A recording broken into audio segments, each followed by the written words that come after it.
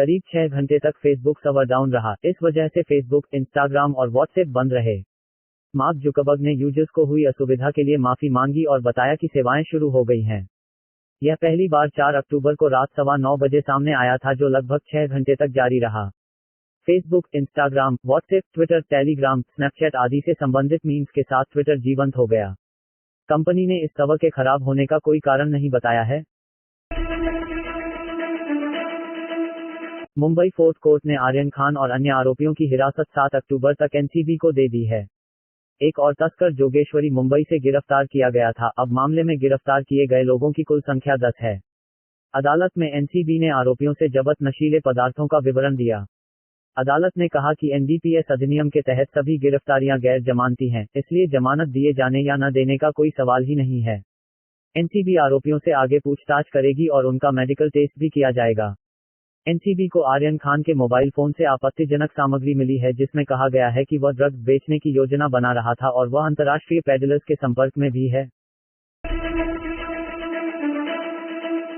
पैगंबर मोहम्मद का विवादित कार्टून बनाने वाले लास बिल्क्स की सड़क हादसे में मौत हो गई है। उनकी कार को ट्रक ने टक्कर मार दी और वह जल गई। इस हादसे में ट्रक का चालक भी झुलस गया है। इस घटना में स्वीडिश पुलिस द्वारा मुहैया कराए गए सुरक्षाकर्मियों की भी मौत हो गई है। स्वीडिश पुलिस जांच कर रही है कि क्या यह दुर्घटना या सुनियोजित। 2007 में विवादित कार्टून बनाने के बाद से उन्हें लगातार जान से मारने की धमकियां मिल रही थी। इससे पहले उन पर 2 बार हमला हुआ था। तालिबान ने उनके सिर पर $1 लाख का इनाम रखा था। आईपीएल फेज 2 में कल दिल्ली और चेन्नई का मैच हुआ। चेन्नई ने 5 विकेट पे 136 रन बनाए और दिल्ली के सामने 136 रन का स्कोर रखा। दिल्ली ने ये रन 3 विकेट और 2 गेंद शेष रहते बना लिया। इस मैच को जीतने के बाद दिल्ली के 20 अंक हो गए हैं और वह 1वें स्थान पर है। शिमरोन हेटमेयर ने 18 गेंदों में 28 रन बनाए और नाबाद रहे। प्रधानमंत्री श्री नरेंद्र मोदी ने किशिदा फुमियो को जापान के नए प्रधानमंत्री के रूप में उनकी नियुक्ति पर बधाई दी है। अपने एक ट्वीट में प्रधानमंत्री ने कहा, जापान के नए प्रधानमंत्री महामहिम किशिदा फुमियो को बधाई और शुभकामनाएं। मैं भारत और जापान विशेष रणनीतिक एवं वैश्विक साझेदारी को और अधिक मजबूत करने तथा हमारे क्षेत्र में और उससे परे शांति व समृद्धि को आगे बढ़ाने के लिए उनके साथ मिलकर काम करने के लिए उत्सुक हूं।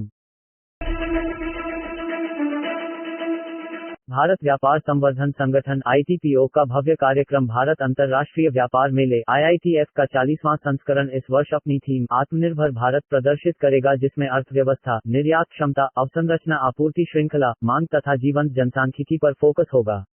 यह कार्यक्रम 14 से 27 नवंबर 2021 तक अंतर्राष्ट्रीय प्रदर्शनी सह सम्मेलन केंद्र IECC के नवनिर्मित हॉल तथा नई दिल्ली के प्रगति मैदान के वर्तमान हॉल में आयोजित किया जाएगा।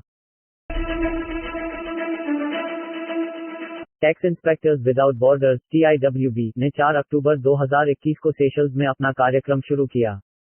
TIWB संयुक्त राष्ट्र विकास कार्यक्रम UNDP और आर्थिक सहयोग और विकास संगठन OECD की एक संयुक्त पहल है।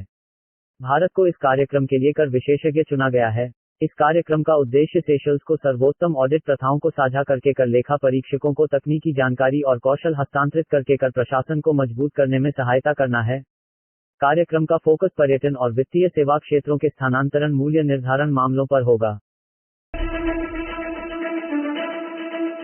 आयकर विभाग ने मुंबई, पुणे, नोएडा और बेंगलुरु सहित कई शहरों में फैले 37 परिसरों पर तलाशी और जब्ती अभियान चलाया। ये समूह केबल निर्माण, real estate, textile, printing machinery, hotel, logistics आदि जैसे विभिन्न व्यवसायों में थे। तलाशी अभियान के दौरान कई आपत्तिजनक दस्तावेज, डायरी, ईमेल और अन्य डिजिटल साक्ष्य आदि का पता लगाया गया है, जो विभाग को सूचित नहीं की गई बड़ी संख्या में विदेशी बैंक खातों और अचल संपत्तियों के स्वामित्व को इंगित करता है। Jawaharlal Nehru centre for advance scientific research के प्रोफेसर टी गोविंदराजू को उनकी अभूतपूर्व अवधारणाओं और खोजों के लिए विज्ञान और प्रौद्योगिकी 2021 के लिए प्रतिष्ठित शांति स्वरूप भटनागर पुरस्कार मिला है। उनकी खोजों में अल्जाइमर और फेफड़ों के कैंसर के निदान और उपचार की महत्वपूर्ण क्षमता है। Jawaharlal Nehru centre for advance scientific research के प्रोफेसर कनिष्क बिस्वास को सॉलिड स्टेट इनऑर्गेनिक केमिस्ट्री और थर्मोइलेक्ट्रिक एनर्जी कन्वर्जन के क्षेत्र में उनकी खोजों के लिए विज्ञान और प्रौद्योगिकी के लिए रसायन विज्ञान 2021 में प्रतिष्ठित शांति स्वरूप भटनागर पुरस्कार मिला है। फ्रांस में रोमन कैथोलिक चर्चों में यौन शोषण के मामलों की जांच कर रही स्वतंत्र समिति ने कहा है कि इस तरह के कृत्यों में शामिल लगभग 3,000 लोगों ने पिछले 70 वर्षों में इन चर्चों में काम किया है। यह जांच पिछले 2.5 साल से चल रही थी और अटकलें हैं कि इनमें से 2/3 लोग इन चर्चों के पुजारी रह चुके हैं। ये सभी यौन शोषण बच्चों से संबंधित हैं।